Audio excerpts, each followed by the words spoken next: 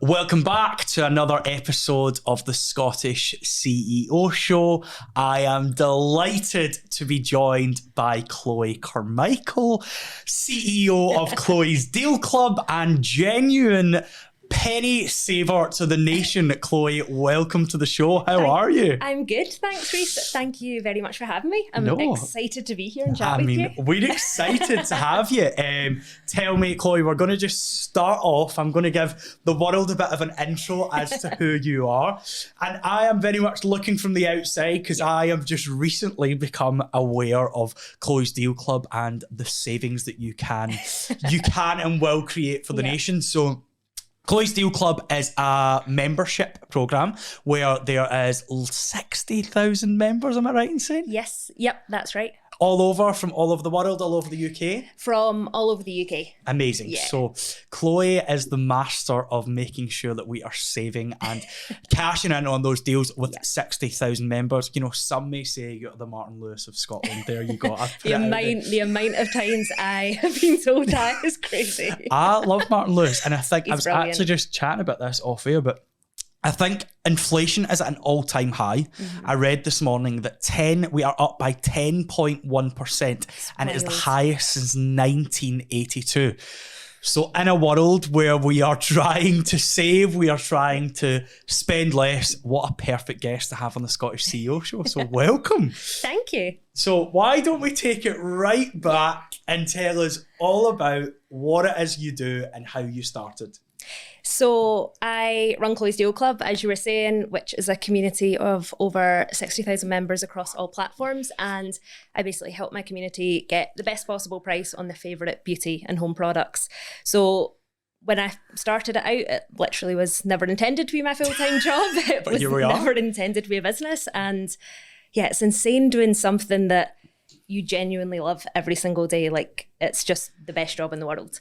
But yeah, it literally started on just a random Sunday night. I just decided to set up my Instagram, and it just grew from there. So talking about the setup, I mean, I own a business, and for me, like, it was quite natural as like an actor to open a theatre school. But tell me your background. Tell me how you started, you know, with a deal club. How does that even begin? Yeah, so going back to when I was a kid, my dad was always looking for ways to save money. And if we were like going out for dinner, he would go online and find a voucher to print out. And we were talking maybe like kind of like 15, 20 years ago, before that was like a thing to do. Before we would get the Iceland magazines through the door and you would get the coupons. So he'd like print off a voucher, and then he'd like rock up to the restaurant and like give the voucher, and we'd be like, oh my God, here he goes again with a voucher. Like, I don't understand why you can't just pay full price. And it would even be the same if we were in any high street shops. He'd get to the front of the queue and just ask for a discount. Like, again, we'd be like, oh, here we go again.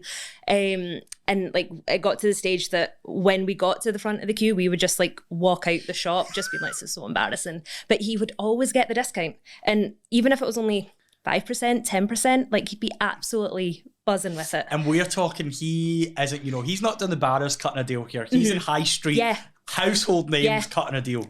Yep. And he also didn't need to be. He had a very, very good job in London. He didn't need to be scrimping the pennies, but because of the way that he was brought up and what a success story he had coming from nothing to where my dad ended up, like, he definitely like really, really valued the savings. And like, you work hard for your money, you 100%. Want to keep as much of it as you can.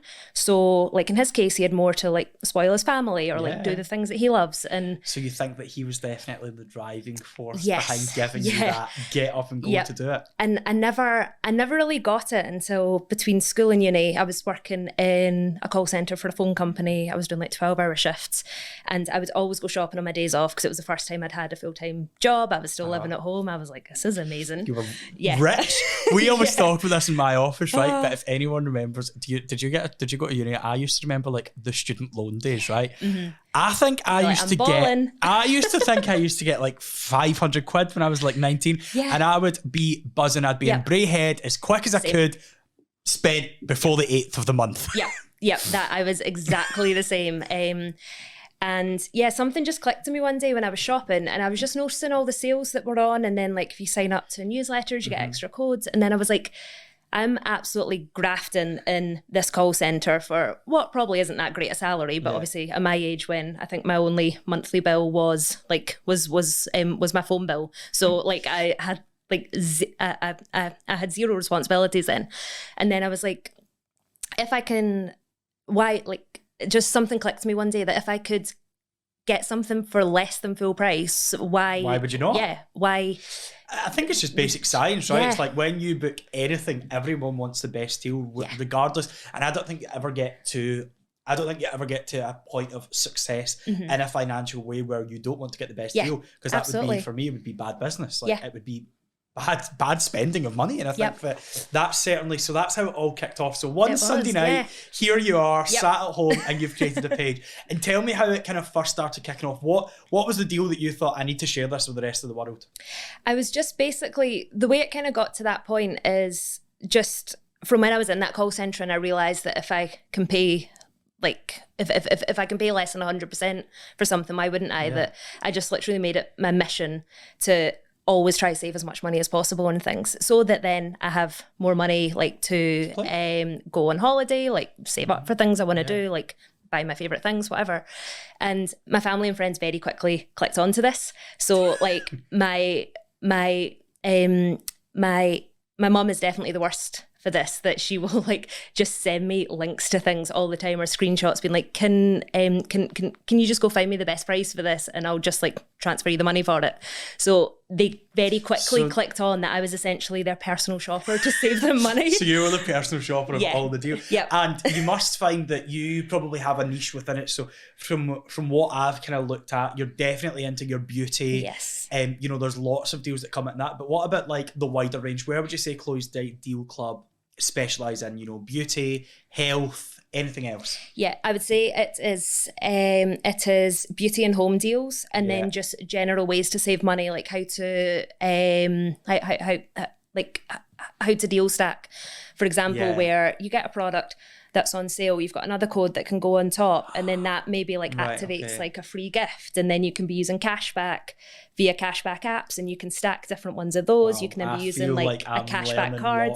Yeah, so 4 minutes of this conversation. So, I want to be deal stacking. I want to be getting free gifts. So let's educate the audience, the listeners. How do we deal stack? What is deal stacking? Tell me all. So deal stacking is basically when you can stack lots of different offers to be able to maximize your savings. So this can be, just as I was saying, whether there's like free gifts or purchases. When you spend a certain amount, you get X% discount codes, cashback, all those different things that you can be using all together to like absolutely rinse the savings. So I feel like I've been living a lie for years. I feel like I needed you 10 years ago. I feel like I needed you 3 years ago when I moved into a brand new house. Wow. Okay. There is basically always a way you can be saving money on things. You just need to get into the habit of wanting to look and find them, because it's such a buzz when you are getting something for less than full price. Yeah, I definitely feel like I think I probably need you to, are you available to be a financial advisor?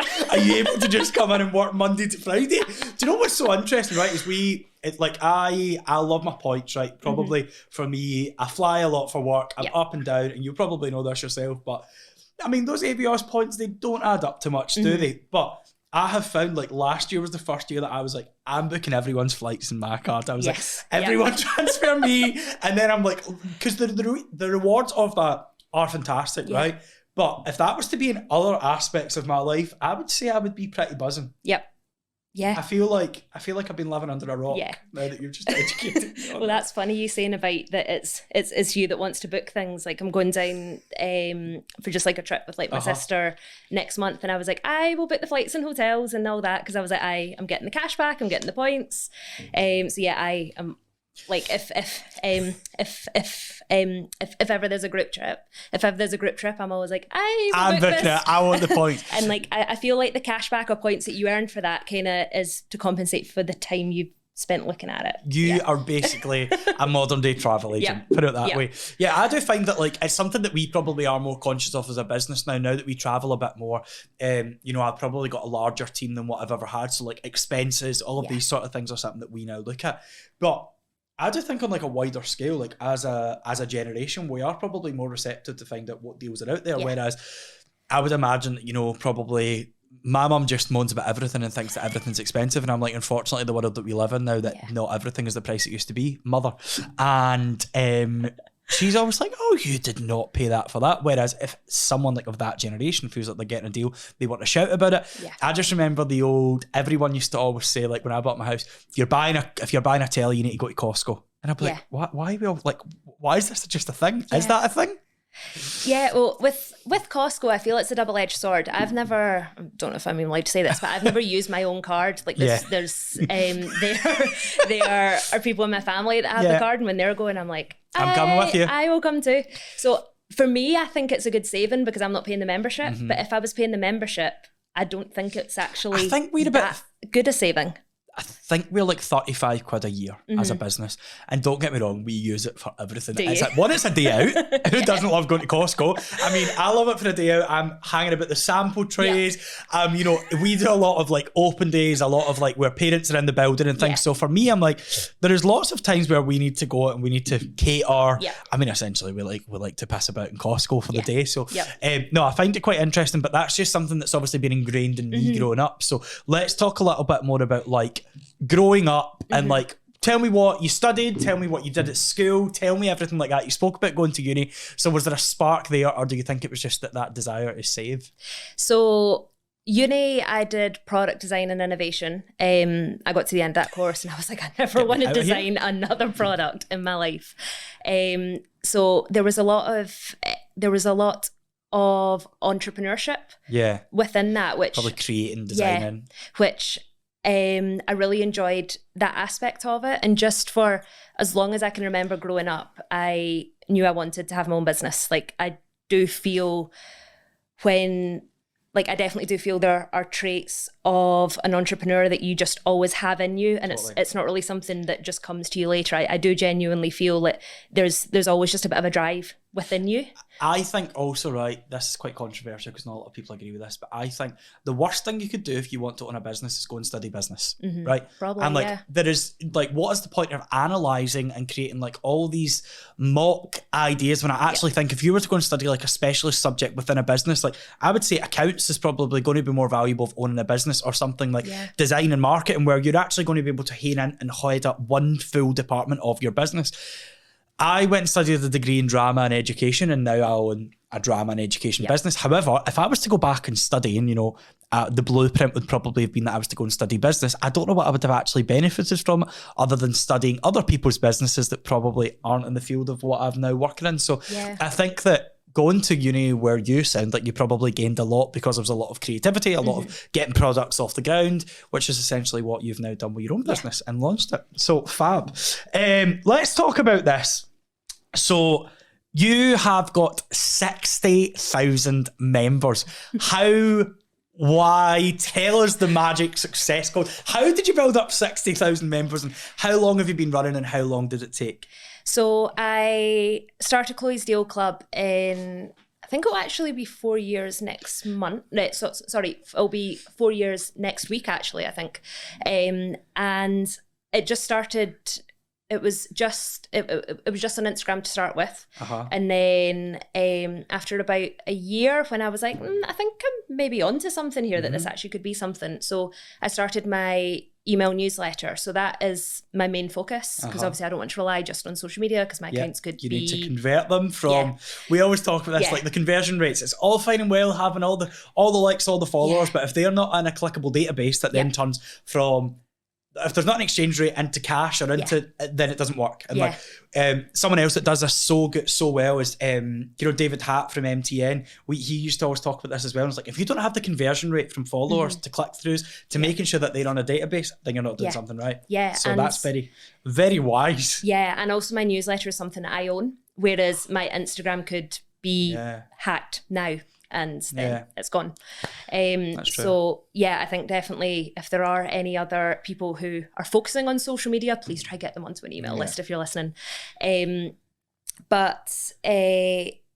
So I started focusing on my email list. I then launched a paid membership. So my email list was, they get 1 email a week, and then I launched, like, for a small annual fee, that they could get 3 emails a week. So Wow. three deals per week that I found, just to help people save money. I was obviously always constantly looking at the data to see which deals people are liking best, to kind of source more of those. But it just got to the stage, I don't know if you've ever run a membership, but they are so hard running a membership. Like, there's so much out of your control with it. I don't know if I want to say this, right, but like, I sometimes feel, and I'm probably going to get it tight for saying this, but I own a subscription-based business, but I would sometimes say that, like, I would never in a million years phone Mr. David Lloyd and give him, like, you know, cheek. Right. So sometimes I feel like when having members or having like subscription bases, like, they sometimes forget what they're actually signing up for. So like, probably with your members, they're signing up for 3 deals. Yep. But then what comes along with that is the admin that comes along with that, the admin, the questions. And then people also want to elaborate onto other things. And I'm like, you know, what you're actually signing yourself up for us as a business is your 4 hours a week as a class. And I think then people maybe misconstrue that, where, you know, oh, does this cover this? Does this cover that? And I'm like, there's obviously going to be different add-ons to the business. Like, you would probably have an upsell element. You would have something that they would then click through on. And for us, it's always the same. But I think, like, everyone you speak to that has like a members-driven course, it's a members-driven business, members sometimes just want the world. Yeah. So, yeah, I agree. I'm like, we're very, very lucky now that we have an amazing, amazing, amazing cohort of students and parents. But God, I've had some over the years that you're like, right, I maybe don't know if this is the best place for you. Yeah. So I was very lucky with all the members I had. I think at the peak I had about just under 1,000 members, which was brilliant.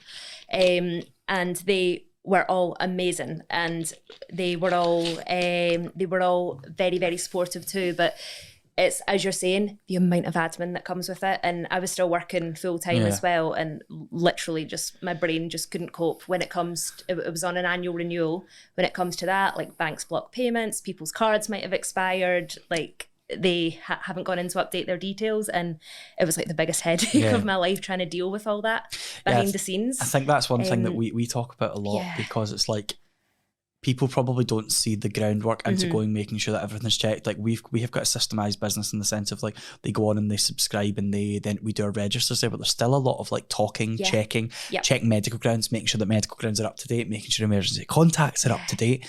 And all of that takes time. And I think that sometimes maybe, you know, from a business owner, we probably didn't realise that until you've launched it, where I go, hold on a minute, I'm actually paying 2 full-time salaries here to do emails and admin. I thought using a system would automate that. So I can totally comprehend. So you basically decided that to just stop the kind of paid membership, and now it's just all free.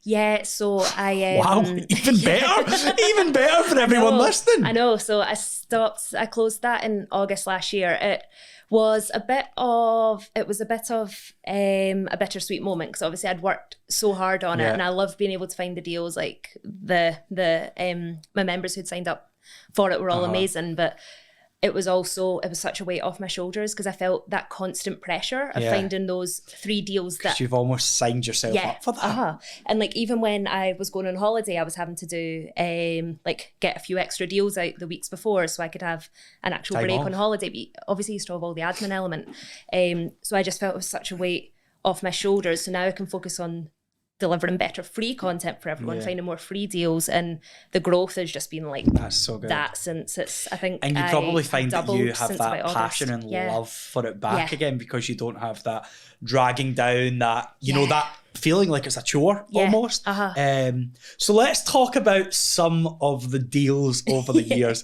So let's imagine this is a quick fire round. Talk about some of your tip-top deals, your big savings, some of the ones that has made Chloe's Deal Club.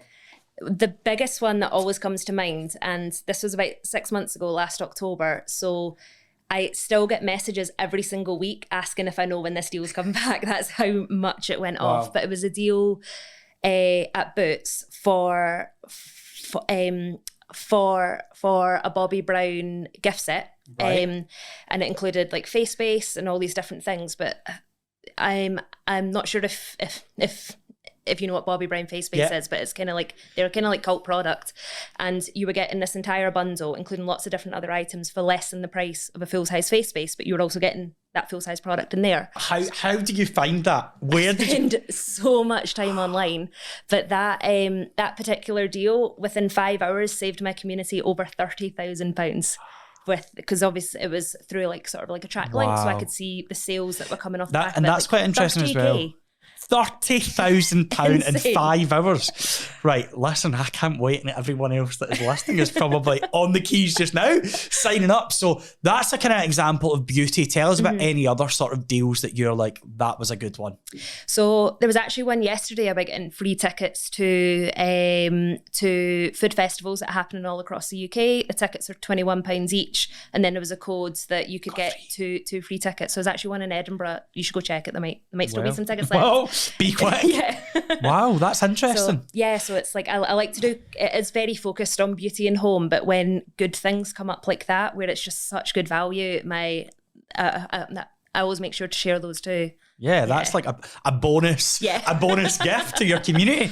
Do you know, I find it quite interesting because I think, like, for me, my business is built on a community. Your business is built on a community. And I don't know if you know Laura from the GGC. Love Laura. And I think, like, see, having that community element where you feel like everyone is together, I think that's probably a feeling that you love as a business owner. And I think it's something that we love. Like, I always think some of the best times of the year, we do like a trip. Every year we'll do a national and an international, and we were just in London with all the kids, and I was like, it's not about the experiences, it's like that feeling of everyone having a good time together, and you probably feel like that when everyone's saving nearly £30,000 on boots. I know, it's mad. I did have a look through some of your previous deals, and boots seems to be a good one. I mean, I don't have an advantage card or anything like that. Oh, Reece, have a club. you're killing me. I know, but I have a club card just recently, and this is quite funny. I was in Tesco last week, and just like stupid things like this though, right?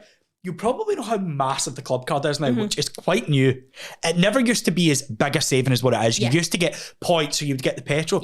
I was in Tesco last Friday, might I add. Don't know why, as a 26-year-old man, I'm in Tesco on a Friday night, might I add, looking at new pots and pans. And I was like, why I'm found myself on a Friday night looking at pots and pans? But they were half the price with a club card.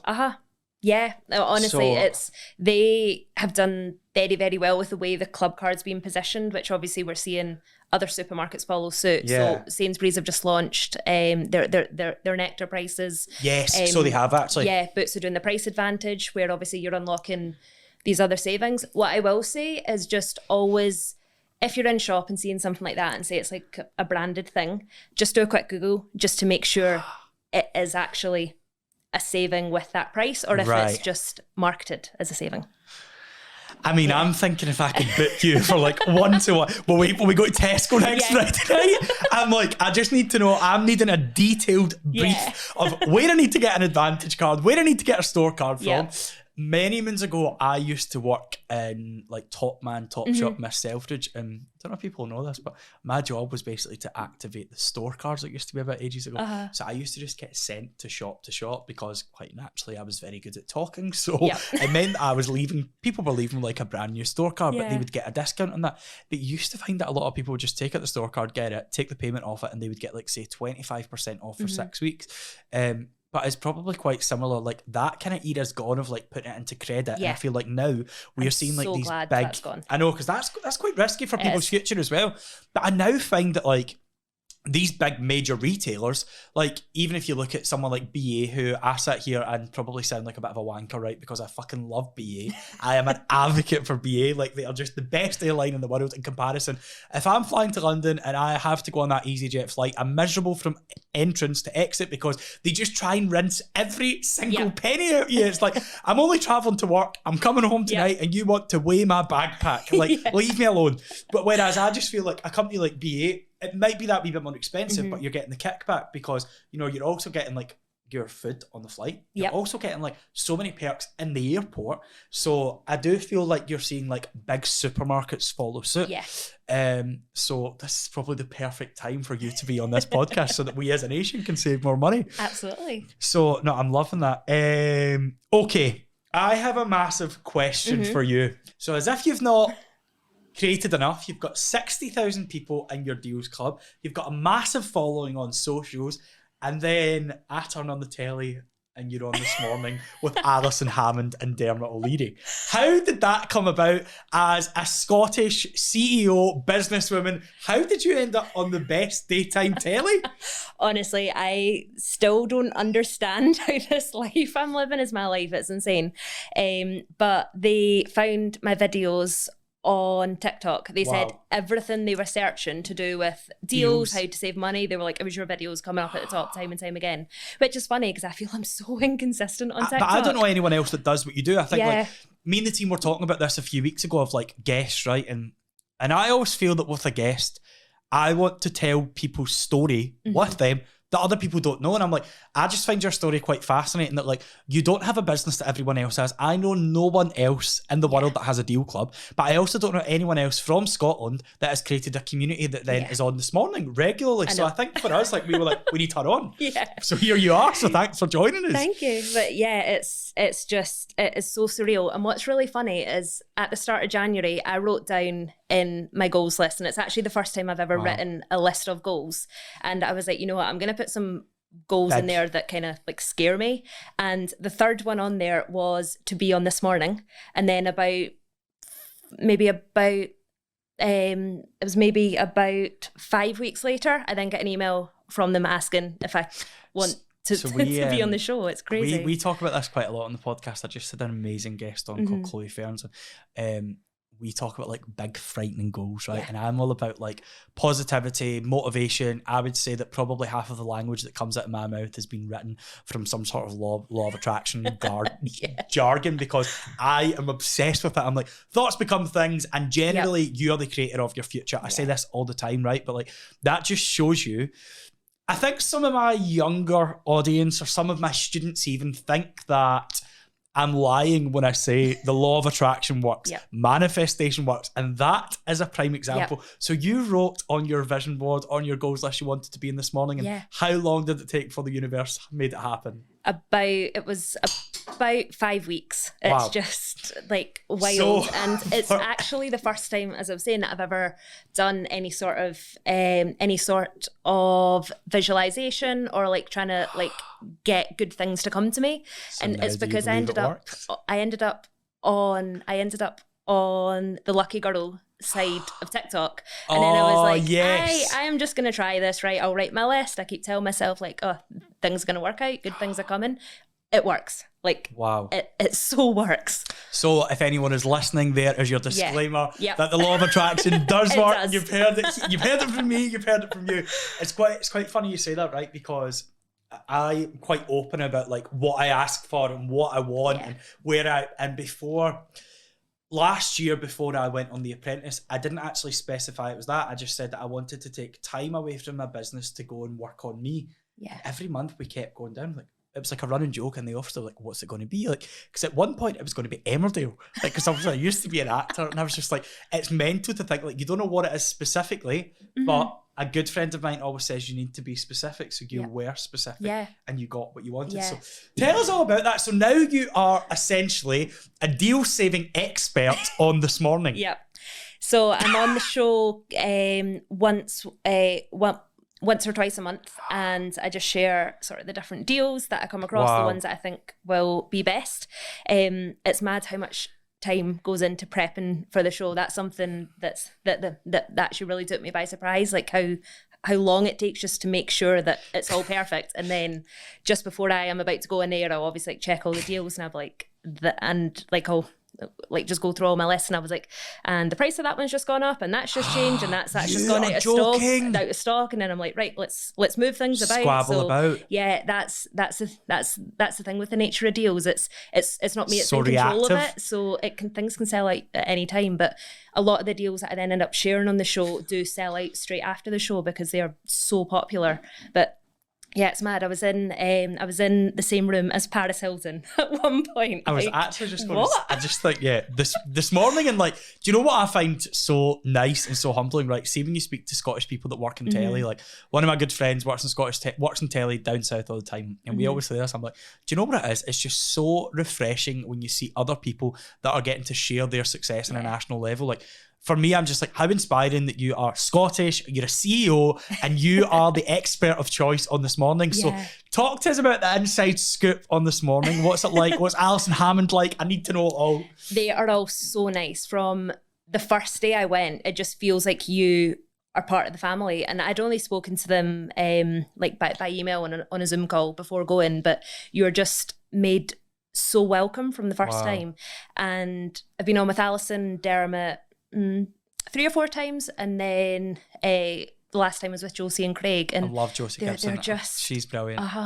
They're just so nice and friendly and like completely put you at ease. You might have been able to tell, like, from listening to this podcast, that I do have that I've got a stammer, and it's been quite bad the last few months. But I was so nervous. I was like, if they ask me a question and I'm like, I physically can't get my words out, but I'm told the entire time just to look at them and not at the cameras, and it just feels like you are chatting to 2 friends, and they just put you so at ease. I find it quite interesting that you brought that up, because I think like, one, it's such a personal thing, and I think if anything, it just makes you so much more inspiring to the other generation. I think that working with kids the way that I do is like, it's something that a lot of kids need to overcome. But like, I think I would love to use the opportunity to have you here to talk about having a stammer, working on TV. I don't know if you know the girl on TikTok. I love her. Yes. And she does like random acts of kindness. So she'll be like, I've got a stammer, this is my random act of kindness, and she's trying to get over it. But I think it's something that's it's a subject that probably as a nation we need to be educated on. So what is the best advice you could give to anyone that is that has a stammer that's listening and wants to put themselves out there? And also, what's the best advice for people that don't know enough about people with a stammer, and how can we help? How can we, what is protocol? Tell us all. So for anyone listening that has a stammer, I mean, I used to not even be able to say my name when people would ask me it. And there's one that always stands out. I was doing Duke of Edinburgh at school, and we were doing, I think it was the service task for it, and we were at like the fire station, and they were going around a circle, and we had to like all go around and say our names. And from as soon as he said me to go around and say our names, I was like, oh my god, I'm never going to be able to say my name. I'm not going to be able to say it. And there must have been maybe about 20 or 30 other people in the room, all from my school. And then they got to me, and the guy was like, right, can you say your name? And I was like I just physically couldn't say my name. I was like trying to get the words out. Everyone in the room was laughing, was like, she can't say her name. And they were like all being like, what is this so weird? And like, honestly, like it's just stuck with me, like dreads that I felt from that. How do you feel in that moment? Like, is there anything that is there anything that's helped you to overcome the stammer? I went to speech language therapy as a kid. I didn't find it helped me. I think the only thing that stuck to me in it is they said there's no cure for this. And instantly I was like, if there's no cure, there is no point coming to this. That's just kind of, obviously I think looking back, I needed a lot more support than what I was getting. But it just got to a stage kind of as I was growing up, I think I'm always thinking words ahead and kind of can identify a word that I think I might trip up, and then I'll go take the sentence a different way. But just now, the last kind of few months, I feel my stammer's got quite bad, and I think it's to do with my breathing. I think I'm kind of quite stressed and tense a lot, which obviously I'm probably not breathing as I should be. So that definitely doesn't help. But for anyone who's listening who does have a stammer as well, like, don't feel like you're defined by your stammer. I know it's in your head all the time, and it's all you think about, because obviously it's all that's in your head when you're speaking. But so many people say to me that they don't notice it, which is really good. I had just said to you before we came on air, but I would say hands down the best director that I kind of work with out at River City is a guy, Davey, right? And he has a stammer, but like, it's so bizarre because I don't know that he has a stammer until like someone else would say, like, oh, is that Davey? What? And I'm just like, I think I would never notice because I know him. Probably, now we've had the conversation. You're never going to be defined by that. Yeah. And I think that for me, that individual gets the best results out of a group of teenagers, right? A host, as a podcaster, tell me, you know, like, how can anyone do anything to help someone with a stammer? You just need to be patient. Like, there's times, just like when we've been speaking just now, if I'm struggling with some words, you just sit and wait and smile and just, you don't make me feel like I'm under pressure or like I'm being silly. So please don't try and like get the words out of people's mouths or make a joke that something like has, what's the one that people say, has the cat got your tongue, like things like that, or like don't try to be like and like kind of like take the piss out of them. Just like make them feel relaxed, because it's so, the uncomfort you might be feeling speaking to someone with a stammer is like a million times worse for the person who actually has it. Like it's so embarrassing, but I just think, like, you know, what an inspiration for you though to but I don't think we have anyone else Scottish on the telly with a stammer flying the flag for that and also saving the nation money. So I think that is just such an inspiring story. I'm actually, and it's something that I didn't know about you from watching your videos, from following you on socials. That's just so inspiring, I think, for you and for the younger generation. Like, as I said, I work with so many kids, and I actually think that sometimes it's like parents that then will say to their kids, like, don't speak like that, or don't put your tongue there. And I'm like, the worst. I have a child that I know in particular, and he's probably going to be listening, and his dad's probably going to be saying you're talking about me. But he has a slight, you know, some of his words aren't pronounced properly, and the dad's like, should we have him at speech therapy? And I'm like, no. He's a teenage boy, he's growing up, that will settle in time. The worst thing you can do is say, you're not doing this, you're not doing that, because then it becomes in the subconscious and you start to think about it, I would imagine. So that's just, I mean, and do you find that working on a show like This Morning, how does it make your stammer, you know, how does it make you? Do you feel like now that you're settled on it and you're just so comfortable in your own skin that you can go on it? But that's probably been quite a journey to get to that point. Well, it's actually been the complete opposite, I would say. I thought I would be so nervous. Like the first time I was going down, I was getting the train down, and I was so anxious on the train. Like I was actually messaging my husband, being like, I think I'm just gonna need to get off at like when the train next stops. I think I'm just gonna have to get off the train and wait to get the next train back. I was like, I genuinely don't know how I can do this, but and then I got to the studio for the rehearsal, and all my nerves just went away. And they had all of the producers there, and the editor of the show came down from the gallery to like watch me do my rehearsal in person. So they were like, there is no pressure here. Like, he's actually coming down to stand in front of you and do it. And at the end of it, he was like, oh, and he was like, so I take it this is your first time on TV? And I was like, yeah, it is. And he was like, no, I was just saying that as a joke. And I was like, no, this is actually my first ever time on TV. And he was like, you're a professional. Like, and it's mad. I think because I'm so passionate about the deals and like I just know them so well that it just flowed really easily. Like there's specific, it's probably where you feel most comfortable as well. And I think there's something in that. And I think that also there is such this image in working in TV, being on a set, that, you know, everyone is out to get you. And I think it's very different when you work on like reality or Factualent or some of these shows. There is producer directors who are there to make people look a little bit silly, which is fine. But that is their job. But I think when you talk about these news shows, these fast ent shows, you know, anything that's generally news, which was it? What you're working on is daytime entertainment. Yeah. And there is no commercial buy-in to make anyone look silly. And I think that just shows you how much of a positive response you've had on a show like This Morning, where they've just made you feel settled. Yeah. Like I was terrified that I was gonna that I was going to completely mess up, because I was like, it can either go two ways. Yeah. It can either be like that makes me much more relatable, or I've like ruined the show.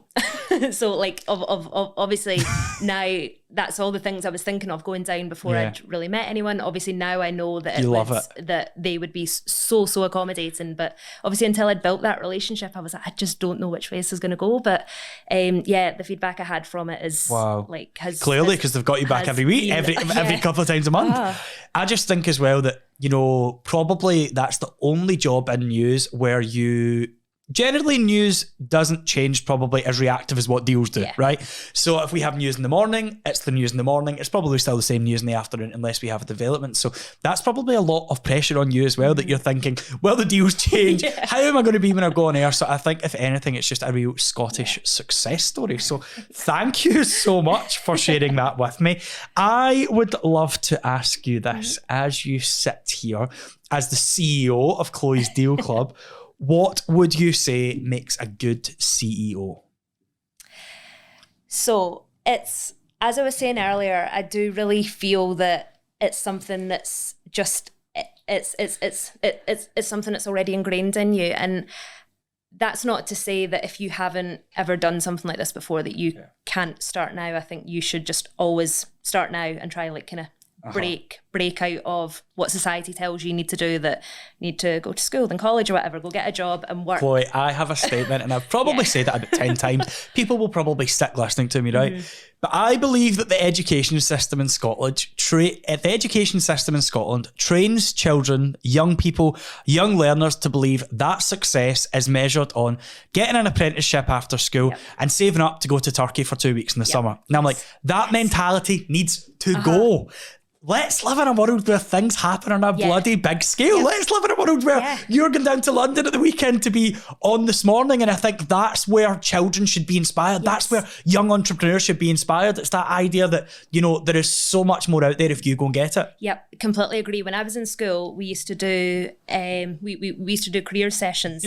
And I remember saying I wanted to be a dog kennel owner, and then I would franchise it throughout the UK, and I was told no, that's not viable. I then said, I want to be a chef and like have my own restaurant, and again like get them all across the world. And they were like, no, you don't want to work as a chef. The hours are unsociable. You should go be a doctor or like an accountant or a lawyer. And I was like, I just don't want to be in a situation where you have to go into an office every single day. You have to like be reporting to someone else, you have to climb the corporate ladder, and as you go up, your work-life balance just gets worse and worse 100%. And worse all the time. There's more responsibility, you're stressed all the time. I saw that's what it did to my dad and the hours he did, and I was like, that's just not what I want for myself.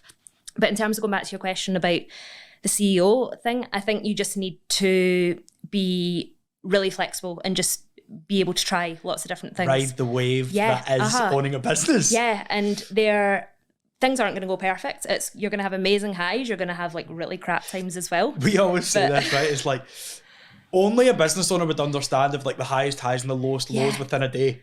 Because it's like, you know, you go to work probably and it's like, oh, we've had a really good day. But like you can literally go from taking over the world to bankruptcy within about 20 minutes.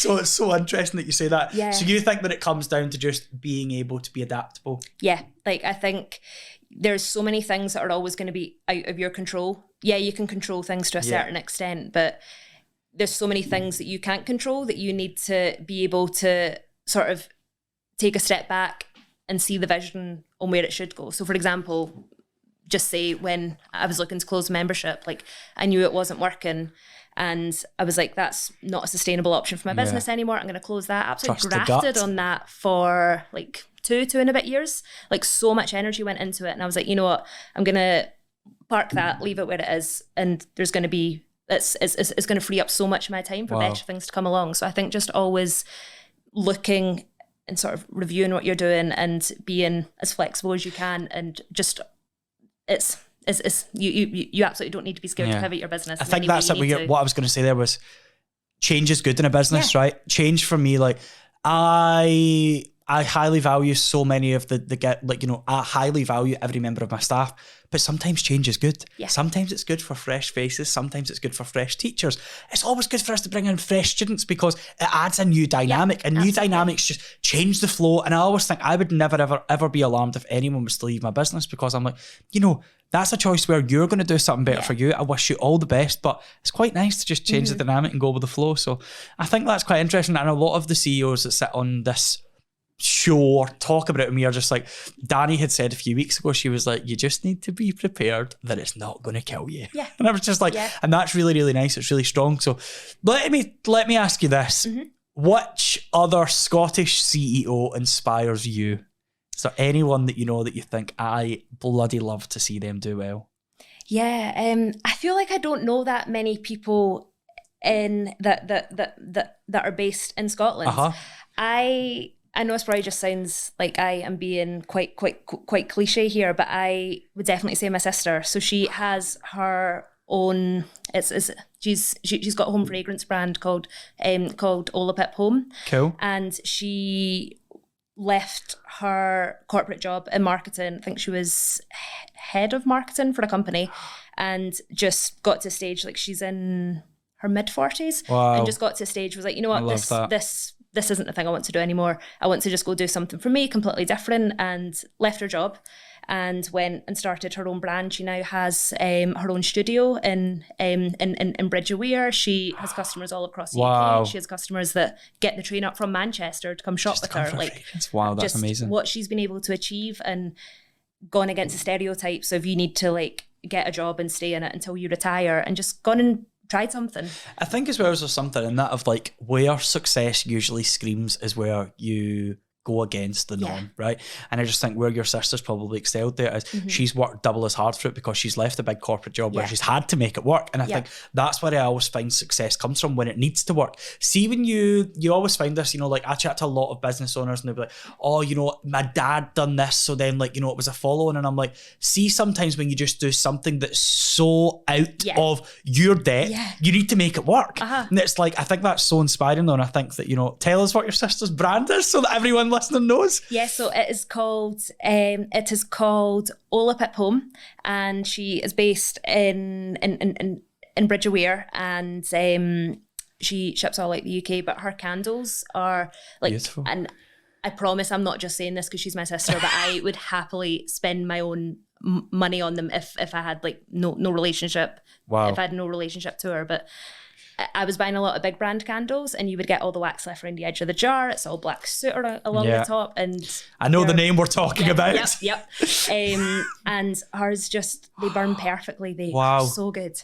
So what's her name? She is called Nicola. And she's Nicola on the show. I want to know more about it. So, what a wheeling and dealing family. I'm loving it. I'm absolutely, I've got something in the blood. I love that. We always talk about this on the show, and it's something that I find important. Like, let's talk about one of your kind of best learned lessons in business. So is there anything that sticks out and you go, God, that was a lesson, or that was a blessing? Probably could be your... I would say investments I've made in my business. There's things that I did when I was first starting out. I was like so sort of keen on growth that I was essentially throwing money at the problem, because I knew I wanted to make this work. I wanted to be able to like leave my full-time job, and I hired a PR agency, and it just I spent so much money on it, and I just didn't see the results from it, because I essentially wanted to like hack that growth instead of trying to just like do it instead of just trying to do it myself. I ended up working with another PR agency about a year later who were amazing, and I think so I was in a better mindset then of sort of not doing it just to try get there quicker, if that makes sense. I think it's PR. I mean, I think if I've learned one thing in the past 6 months is that you need a good PR. So I'm going to say. I can imagine. I think in the past 6 months I went through turmoil with the media, which is fine, and it's all part of the process. And I think that the one thing I have learned about PR is about relationships. And you know, having a relationship with your PR, having a relationship with these titles is about them knowing you. And I still say to this day, every genuine bit of press or bit of media that I would do, that I would actually speak to, know me on a personal level, that they wouldn't write bullshit, and excuse my language. And the titles that write bullshit are because you've never had a conversation with them. So they have a preconceived opinion of you based on unfactual information. And I think that when you actually look at some of the best PR, and I've actually just moved to a new PR, and we were having this, I was actually on the call this morning and we were talking about this, and I'm like, it's about relationships and it's about people knowing your story. Like, I didn't know half of your story till you've sat here, and I think that it is just so inspiring and so nice to hear. But PR should be about storytelling, I think, rather than trying to get you features in magazines that people don't read anymore. People don't read as many. Like, you know, what more could you ask for them to be on this morning that you got yourself? So how amazing. No, I think that you've got such an inspiring story, and I think that I really just hope that when people listen to this, they get to see you. I think for a business that's so driven by you, I feel like I've met a new human from what I saw on social. So thank you so much for sharing your story with us. Thank you for coming on and being a Scottish CEO. To finish things off, we like to ask this. If you could tell your younger self one thing, what would it be? It would be to trust the process. Like, things will come in their own time, and you're exactly where you need to be right. You're exactly where you need to be right at that moment in time.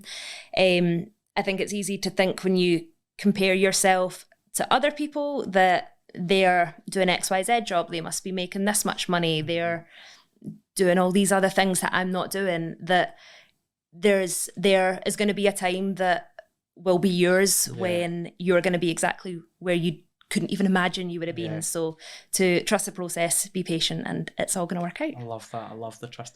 We talk about this all the time, because sometimes I say to my life coach, I'm like, I think this is the universe just testing me during this process. And I say all the time, but I firmly believe that you must be tested in order to go to a higher frequency. And I'm like, you know, as a business owner, you can either let it all go on top of your head, or you can go, okay, what's next? And I think that that's really, really inspiring to hear from you as well. And finally, a question that I love to talk about, and I like to finish off with a different quote and a different nuance to finish off an episode. But quotes for me are one thing that I always say. Motivation will get you through, but there's nothing quite like a quote. If you had a favourite quote, what would it be? So this probably isn't necessarily a quote from anyone, but I feel like my last bit of advice would be just would be just to go for it. Like, I tried so many side hustles until I found something that stuck and I loved and I was motivated to work on every single day, like in evenings and weekends and that. So if there's something you want to do, just go for it. You literally have nothing to lose by trying it, and you absolutely don't know where it could lead. So. I think that is something so inspiring to say you don't know where it would lead. I think that this episode, if I was to quote it, if I was to choose a quote, I would think it would say, just be yourself, because everybody else is already taken. And I think you are so authentically you that has been so inspiring to listen to. So Chloe, thank you so much for joining me. Thank you to the listeners, the viewers. That was such a wholesome episode. I feel like I'm ready to just gather my own thoughts and go and save some money in my Boots Advantage card. We are going to need to go shopping. We need a debrief. So if anyone is listening and wants to find out more about you, Chloe, where can they find you? How can they start saving the dollar? Tell us all. So my website is chloesdealclub.com, where you can sign up for my weekly email newsletter. It goes out every Sunday night. And then my social media platforms are at Chloe's Deal Club, which is on Instagram and TikTok. Wow. Well, I can guarantee you that everyone in my office will be getting told as soon as I go back the excitement of this. Chloe, thank you so much for being on. It has been a pleasure, and hopefully we will see and hear you again soon, potentially on This Morning. Thank you. Thanks very much as well, Reese. Thank you.